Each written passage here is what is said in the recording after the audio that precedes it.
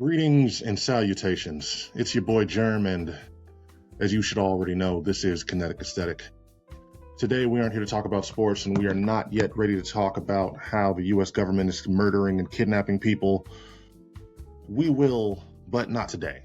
Today is not the day for me to get all that shit off my chest and get those thoughts off. Instead, I wanted to take some time to get some shit off my chest that's actually personal to me and what I'm dealing with.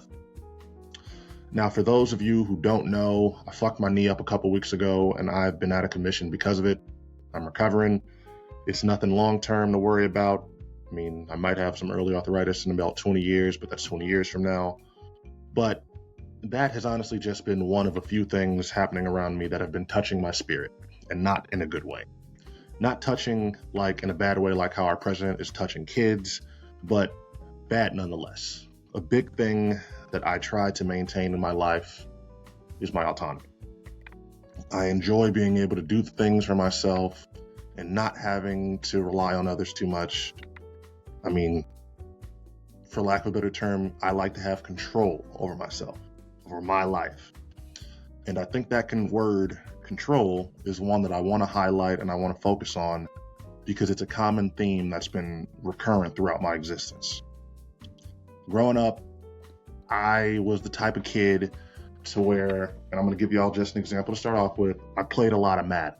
That is the NFL football game. It's real big. It sucks now, but it used to be the shit. Now me, I was real big in the franchise mode. That's this mode that allows you to be either the owner or the coach. You could be a player a lot of times too, but I was big on being the owner or the coach. I like to control the prices. If I wanted to move their ass somewhere else, I would. Never did that with my Bears though. But it was big for me is that I love to just be in control of that shit. Like if my team was going to go 15-1, they're going to go 15-1. I'm going to control that shit. I'm going to make sure it happens to the point where if I'm playing a game and I throw a pick, I'm liable to just quit and start all over. If I'm simulating, just trying to, I don't feel like playing that season. If they didn't get the record I wanted or somebody got hurt, I'm going to go back and I'm going to do it all over again. I'm that type of person, and that does not literally go into how I would be playing The Sims. Now, if y'all know The Sims, that is the game that is literally based around you just, for lack of a better term, being God and just taking over the world or the players or the people that you've created, and then just doing whatever you want. And I was big on that. And if shit didn't go my way on that one, if I had a backup save, we're gonna go and do it that way. And it's something about that, something about just being able to control everything and have all that shit go right the way you want it to, that I cherished. Especially as I grew older, especially as I grew up and I see more and more, that's not how life is. Life is gonna just have its way with you, and you just have to sort of just go along and roll with the punches. The biggest example of which was losing my mom. This is a story that I'm not going to really go over too fully because I ain't trying to catch too many feels while I record this. But the process of my mom going through cancer was hard on me. That's putting it lightly. That's not just really getting into the nitty-gritty. And it wasn't even the idea of losing her, of her not being there. My mom did such a good job of she put it on me and my brother, like, repeatedly. I'm not promised to y'all forever. I'm not going to be here forever and forever, and that's a big part of why, personally, I have, at least with her not being here, of having to, like, go on in life, I love my mom to death, but I was able to move on. I went to work. I had a job that I started the very next day. Not saying that is something that I suggest for anybody, but I'm just saying. The big part for me that had me fucked up was just the whole process of her having to actually go through having cancer. This was someone that I had seen have so much strength and vigor, and then just seeing her broken down to a point where, she's in bed, literally just in bed. She's barely able to move. She's losing all the weight. It was hellacious on my spirit and on my brain to just have to go through seeing her go through that and just having to watch it happen. And the powerlessness, the lack of control over it all, the fact that I couldn't do anything. I felt like that is something that's a pain, that is a trauma that I'm not going to wish on anybody. I don't care if I hate you. I don't care if I wish the worst for you. I'm not wishing that on you, because that's different. There is nothing more shitty than having to watch somebody you care about go through cancer, because you just the healthcare aspect of it, knowing that, listen, I'm a big Family Guy. I believe in when they talked about that skit where they had explaining, they don't cure cancer because then they're going to lose all the money from the recovery and all that type of shit. So I hate cancer. I really, really do.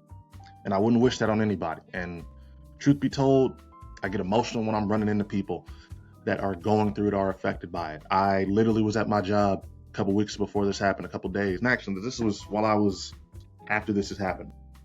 This woman was going through it, and I had to sit there as she was crying and just pray with her and just for her, because she was having to deal with that, because I know what that is like. I know that pain, and I don't wish that on anybody. And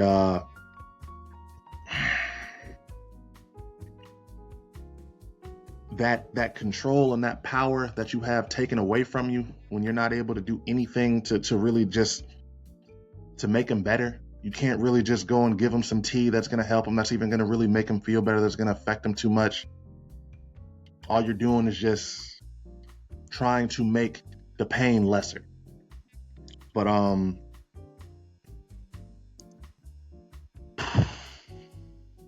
not somebody who wants to control anyone. I don't like the idea of being a king. I don't think anyone should ever have their autonomy of themselves taken away. I don't even think it's cool when I hear about, or I be seeing dudes that just like, oh, my girl can't wear this, or I can't do that. Like, just trying to control anybody is fucking whack.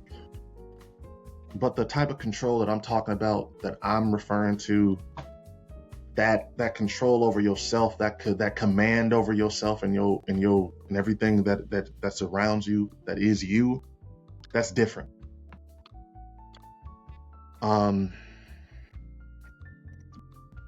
Because that is the key to inner peace. That's how you are able to take care of yourself, is when you have that control. And I'm learning that now, because I'm having to accept right now that there's just a lot of shit that I just can't really control or have power over, and I'm having to just deal with that. I'm having to, just let things lie where they lay. And I'm not gonna lie to anybody that's listening or watching. I have been struggling. I've been struggling over this past couple of weeks. I've been struggling from being able to take myself to work to now I'm having to get a ride, to I can't work out now, to I can't even go down the stairs to go meet the motherfucker that's bringing me groceries or going to bring me some food. Like I've been tipping as generously as I ever have over this past couple of weeks, because I feel shitty that I can't even be going out downstairs to grab a fucking pizza from somebody or to go help somebody with some grocery bags. It's not a good feeling. But shit, you just combine that with everything else, the stuff that I'm not trying to talk about right now that I'm dealing with, that people around me are going through. It's drudging up all of those feelings of powerlessness, of not having control over anything that I dealt with all those years ago. It's making me have to remind myself that, this is the way it can be sometimes. Life has its peaks and valleys. I'm going to be walking again by next month. And please believe, physically, I'm going to be fine. The real challenge is making sure that I don't let all of this shit linger mentally and spiritually, man. When my mother transitioned, I stopped caring. I didn't really give a fuck about too much. I was on autopilot in life. I just didn't give a fuck. Sometimes I still feel like I struggle with that right now, just not giving a fuck about certain shit. But I found myself out of that. by just leaning on the support system I had. One thing that I've always had going for me, that I've always been able to just hang my hat on, is that I have a very strong support system, whether that be family or just the friends that I've been able to make. My mom and my aunt that I grew up with, they always told me, we can do a lot of shit for you, but what we cannot do is choose your friends, so you better choose their asses wisely. They didn't use that exact terminology. I'm adding a little spice to it for you. But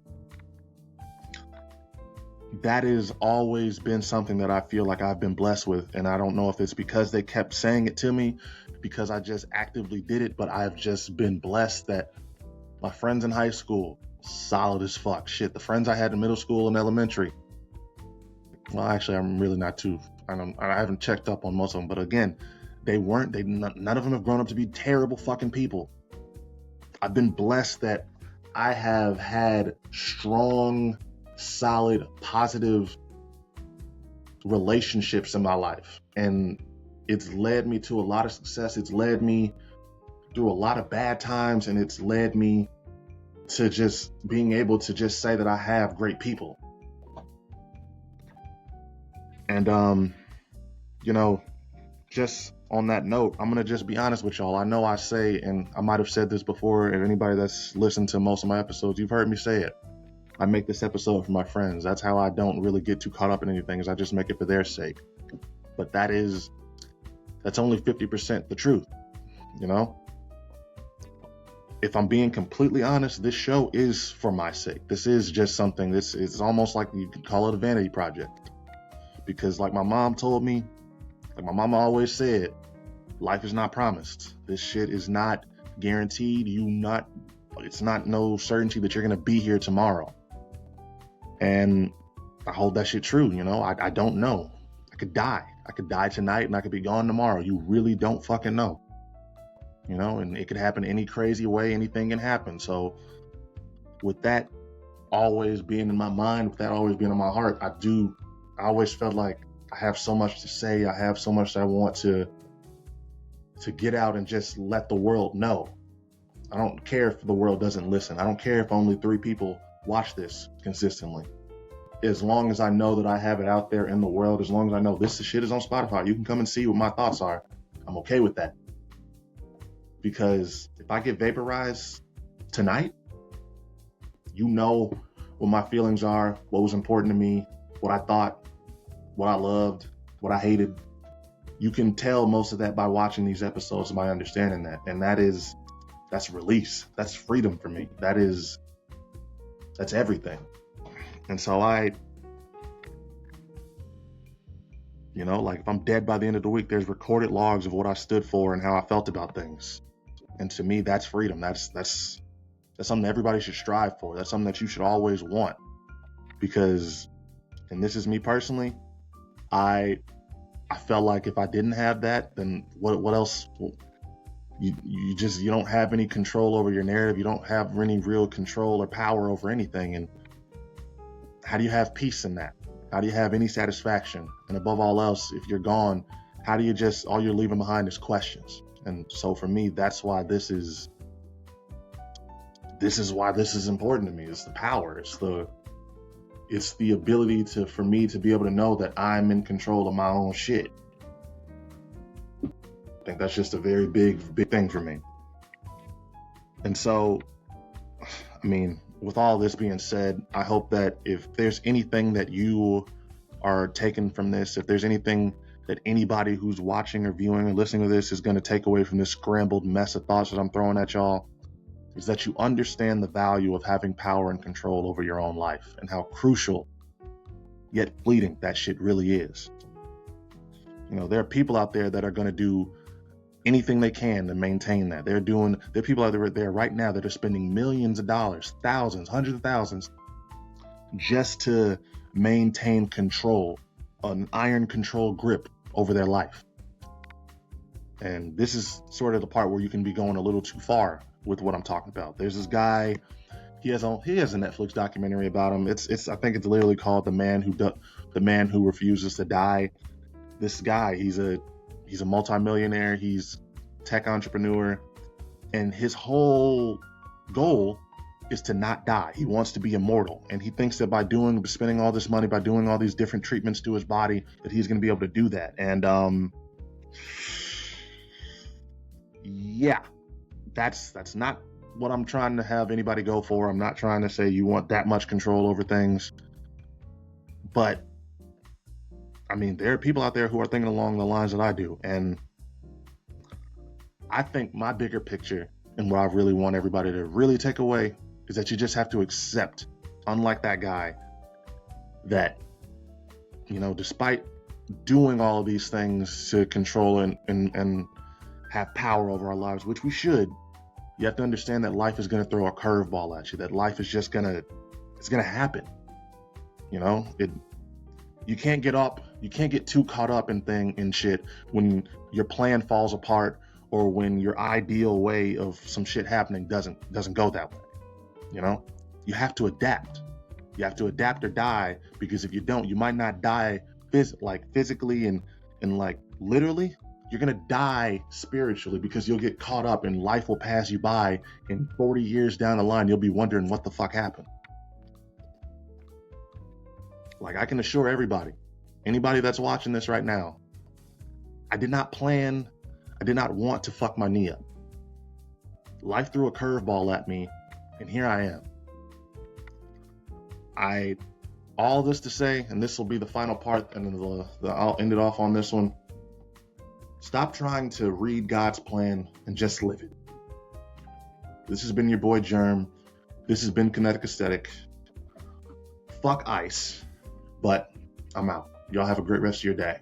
This has been your boy Germ. This has been Venting 2026 style.